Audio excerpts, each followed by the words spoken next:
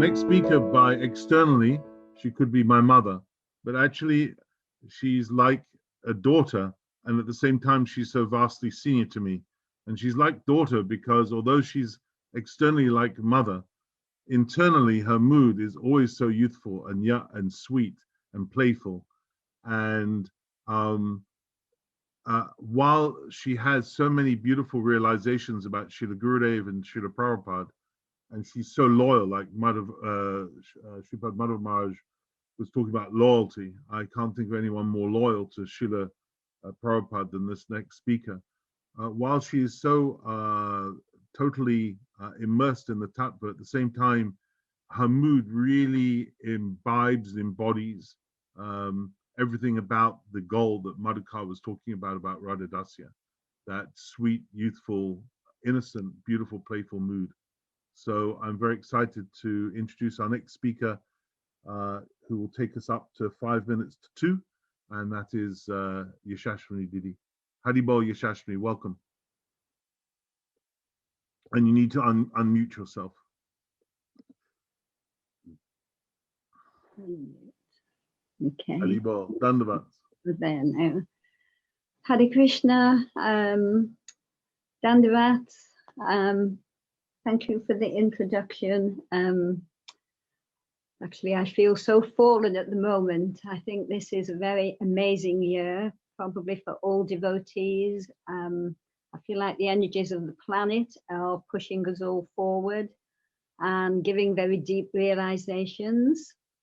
And I can say for myself that I'm seeing things about my own conditioning that I haven't seen or understood. Perhaps I've seen, but I haven't understood exactly the blocks it's made in my bhakti and how to deal with that and go forward. So this is actually a very amazing time for all devotees. I think this lockdown business around the world has been very helpful for many devotees. And yes, so I'm feeling very fallen, but I'm so deeply grateful actually to all the Vaishnavas and our gurus. So first of all, I just offer my respectful obeisances to Srila Prabhupada and to Srila Narayana Maharaj and to Bhaktivedanta Rama Maharaj and to all our Rupanuga Guru to Madhava Maharaj, if he's still there, and Rajanath Prabhu and all the wonderful Vaishnavas. I'm so deeply grateful. So, yeah, I feel like if we look at Srila Prabhupada, when Srila Prabhupada came initially to the West, he actually traveled up and down on the, I don't know what they call it in America, but the tube, the trains, and he watched the people to understand what modes of nature they were in and how they were entangled in the material modes of nature, and he worked out a strategy to preach to them. So this was Prabhupada's expertise. He was specially chosen actually to come and present Krishna consciousness in that way, and in such a way he brought people from all around the world and all levels and all types of people, and this was his mission. And so he presented it in a certain way, and in his books he actually did give everything, but he gave some of it. He actually said Bhagavad Gita, then Srimad Bhagavatam, and he said Chaitanya Charitamrita is the postgraduate study. So as we progress as older devotees, in Chaitanya Charitamrita, it actually explains all the things that Srila Gurudeva explained, Srila Narayana Maharaj, and in detail in Prabhupada's purport. It's all there. But as Rajanath Prabhu was making the point, I can only say for myself and probably many others, how deeply I understood that. That is another thing. So this is actually where, for myself, I find Srila Prabhupada and Srila Narayana Maharaj, they're like the divine couple as far as the gurus go. Because Srila Narayana Maharaj, he made this wonderful example. He was talking about a mountain, and he said Srila Prabhupada was like the mountain. And he said, if you look up a mountain, you can see how tall a mountain is. So he said that Srila Prabhupada making schools and farms and temples all around the world and doing so many amazing things, books, this was actually the height of the mountain. But then he said, if you're standing at the side of a mountain, you can't see the depth of the mountain. It may go this far back, it may go that far back. So there's a depth inside. So this is what Srila Maharaj was explaining very deeply, the depth, the understandings of the moods and the bhavs in our Srila Prabhupada's heart. And this, of course, is completely to do with our Siddhanta, because he explained also about Chaitanya Mahaprabhu's 3 internal reasons and how important that is for us to understand. And another thing that he explained, which was a real eye-opener for me, and is also in Srila Prabhupada's Chaitanya Charitamrita, is that with Vaidhi alone, you can't actually go to Vraj. You can only go to Vaikuntha. If you perfect Vaidhi Bhakti, you end up in Vaikuntha, which of course is not our goal. Our goal is Vraj, and Prabhupada made that quite clear. So also when Srila Prabhupada came in the 60s, to some degree, it was still there when I joined, we used to chant the Hare Krishna mantra on the streets for hours and hours and hours. And it was very, very wonderful. And this is so important because there's one story when Srila Prabhupada, he was going somewhere with the devotees in a car, and it was sort of in this direction, and Prabhupada said, no, go around that direction. And they said, but Prabhupada, the program's in this direction. And Prabhupada said, yes, but if you go around this way, we don't have to pass the law courts. And he said the law courts, there are so many lies told in the law courts that energy lands on our heads just as we drive past it. So Srila Maharaj also made the same point in, what was it called, The Secrets of the Bhagavatam. And he made the point that every single bit of sound vibration, good or bad, it goes up into the ether as far as it can go, and then it comes down and it lands on the heads of everyone.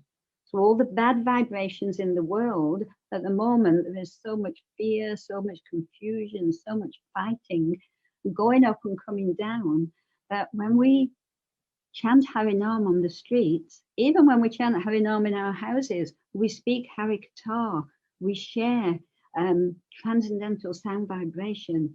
This is all going up into the ether and coming down and landing on people's heads. So this is actually really, really important for us to understand how this transcendental sound vibration works. And it's saying, I think it's on the back of the Gopi Gita book, is explaining how the greatest donor in the world is the one who gives Harikatha. So this is like, if you think about a radio and you tune in to different stations, as you turn it, it tunes into different vibrational levels, and therefore you can catch on to a certain station at a certain level. So in the same way, when we chant Hare Krishna, we speak Harikatha, and we share these things, and we do transcendental activities, we're actually tuning into a certain vibrational level that can connect us to spiritual consciousness. So this is what we're trying to help other people to understand. And at the moment, it's really, really, really important, because the whole world is a big mess and getting messier at the moment, and a lot of lies being told. And so this is actually so important now for us to do this. And I think Bhanjanath Prabhu also made some very nice points about harmony. And sorry, I was thinking about this a lot. This has actually given me a lot of pain in my heart for many, many years, that Bhaktivinoda Thakur actually spoke about non-sectarianism. And one of the reasons I actually joined this movement was because Srila Prabhupada said we were non-sectarian. We were not Hindus, Christians, and Muslims. We're not black or white. We're not fat or thin. We're spiritual souls. And we all have the same God, one God. So why to argue was my question as I grew up. If one God really exists, why so many religions arguing over him and killing each other or whatever? So this was a big thing for me, this non-sectarianism. And I saw actually that as I went through institutions, that in all institutions, there are absolutely wonderful devotees. And in all institutions, there are people who criticize. And in all institutions, there are fanatics. And so there is something there that needs to be understood as we progress. And I remember back to Srila Maharaj explaining, somebody asked him that, oh, they say only in our temple or our institution, the truth can be found. And he laughed and he said, oh, all institutions use that trick. It protects the younger devotees. So it's a fact that as younger devotees, we do need protecting. But as older devotees, it is so important to understand that we have to broaden, and we have to be able to understand there are more pure devotees than one. It doesn't mean we have any less love for our pure devotee that we've surrendered to, but we can respect and appreciate other pure devotees. And I remember the first time after I'd met Srila Narayana Maharaj, and I went to Birmingham, and I think it was one of the first programs I went to, and it was, I think it was a Guru Purnima, where they were respecting all the different gurus. And it was the first time I went into the room, and there were all these devotees there, and they were all speaking beautiful things about Guru Parampara and the Guru and Vaishnava Sangha and you know, Vyasadeva and like that. And I remember when they started to speak, I was amazed because I had never seen anything like this before. There were devotees there from Srila Prabhupada, glorifying everyone. There were devotees there from Srila Narayana Maharaj, glorifying everyone. There were devotees there from Bhakti Pramod Puri Maharaj, glorifying everyone. There were devotees there from Bhakti Vallabh Tirth Maharaj, glorifying everyone. And there were so many different gurus, and they were all happily together, glorifying Vaishnavas and gurus. And I just thought it was so amazing. But then one thing happened, and I'm telling this story, which is very embarrassing, but I think it's something that I see myself is something really important to learn, because someone spoke there, as each person spoke, they introduced, or I'm a disciple of, or I've taken shelter of, and then they would speak. So one of the last persons to speak said, oh, I'm taking shelter of a disciple of Bhakti-Rakshak Sridhar Maharaj. And at that time, I had actually heard things against Bhakti-Rakshak Sridhar Maharaj, which in my innocence, I had believed. And so my immediate thought when I heard them say that was like, oh, what are they doing here? And then when they spoke, I was so amazed. I just thought, oh my God, what a mistake. You know what I mean? I've really misunderstood, and I felt so bad.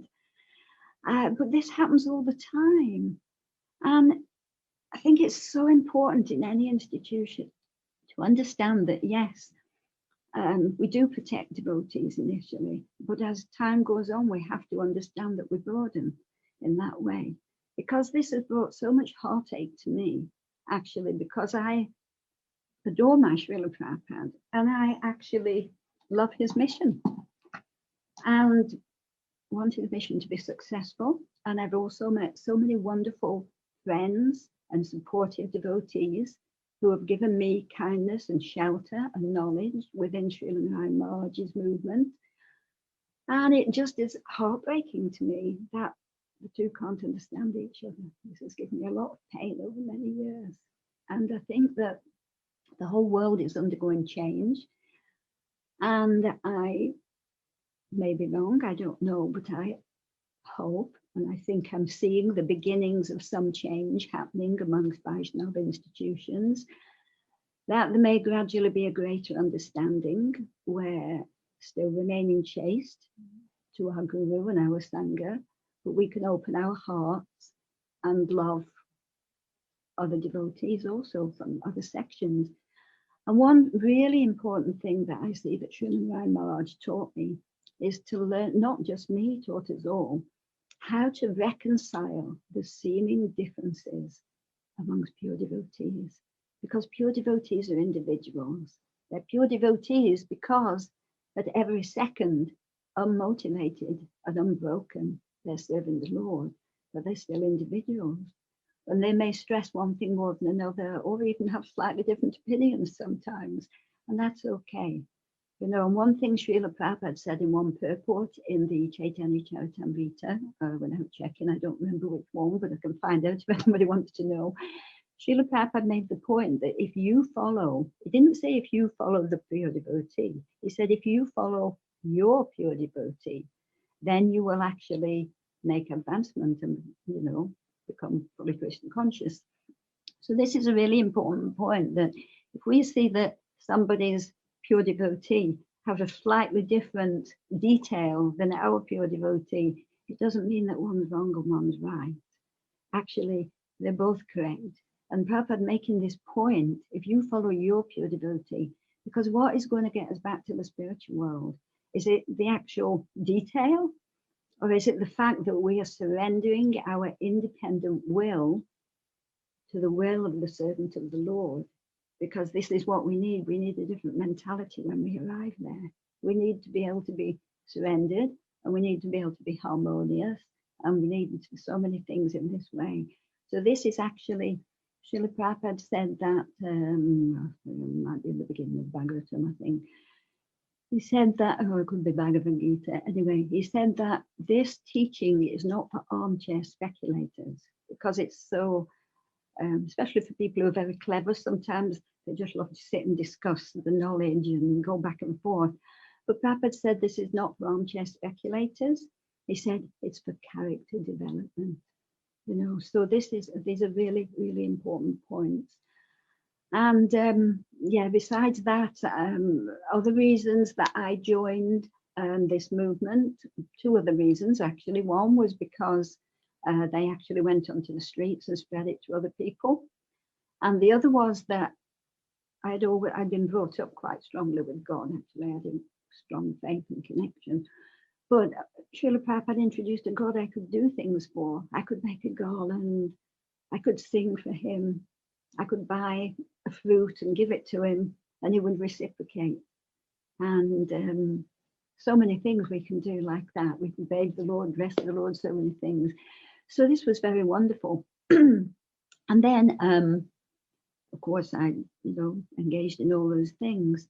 But then Srila Narayana Maharaj, he also explained the difference between Archan and Bhajan, which is very, very important also, because we can be so sincere and doing our Archan, worshipping the deities. I'm so-and-so Dasi here in the temple or wherever I am, offering to the Lord. But in order to progress to a deeper level, we do have to gradually, and even Srila Prabhupada said this, I remember, we have to progress to include that at some time we will have a different body. We're not this body. And we do have an identity. We have a spiritual body, and we're going to go to a spiritual planet. So we have to become conscious of that when we're doing it, not just over here. And Srila Prabhupada one time, he said how consciousness expands. First, we're conscious as a baby, just really, we don't even know there's a difference between ourselves and our mother. And then actually we see the other members of the family. We don't like understand who they are, but we see there are different people than ourselves. Then we have friends, and then we have extended family, and then we have community, and we might become a nationalist for the whole country. And some people want to save the world in different ways, save something in the world, the whale or whatever. But then Prabhupada said, that's expanding the consciousness further and further, but we have to expand it and include the spiritual world. So in every single thing, we actually want to be conscious that we have another identity and there's a spiritual world. And in this world, it's called an Udipan, which most people know, I'm sure. It's connecting these things in this world so that we can always remain conscious. And I remember... You need to bring it to a close, yeah. Okay, yeah, I'll just say this last thing and then... I remember one time that I wrote to Srila Gurudeva, and I was telling him how I was at the time delivering leaflets because I was trying to make some extra money. And I was remembering that Srila Narayana Maharaj had explained how the Manjaris and the Sakhis, they passed messages for Radha and Krishna. So I was thinking, I'm passing messages through the doors for the estate agent. One day I'll be passing messages for Radha and Krishna. And then I saw this beautiful glass door, the front door, and it had a peacock. So I was remembering how, oh, Radhakund and Shyamakund are the eyes of the peacock on Govardhan is in this shape. And then I took Krishna Kripa roller skating, and I saw the girls and the boys, and they were all sort of, you know, the boys were skating by, and the girls were looking the other way. And I was saying, well, in the perverted reflection, it's actually all the same, those wonderful pastimes of Radha and Krishna. So every single thing I wrote to him and I was telling him, and he wrote back and he said, yes, you were very fortunate, so many Udi pens. So in this way, we have to connect everything, and we can connect everything. And so I just want to say that I am so grateful, actually, to Srila Prabhupada and Srila Narayana Maharaj.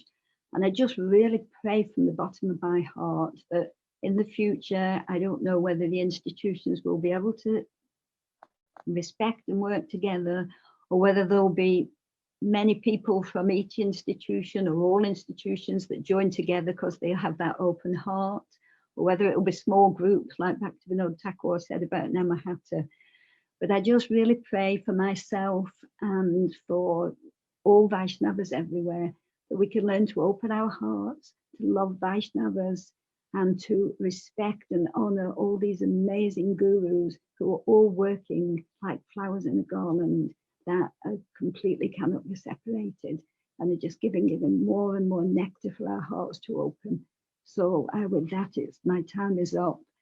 And thank you for listening to me. And yeah, I just offer my respectful obeisances at all of your feet. And thank you for your association. Jai Srila Prabhupada, Srila Gurudeva Ki Jai.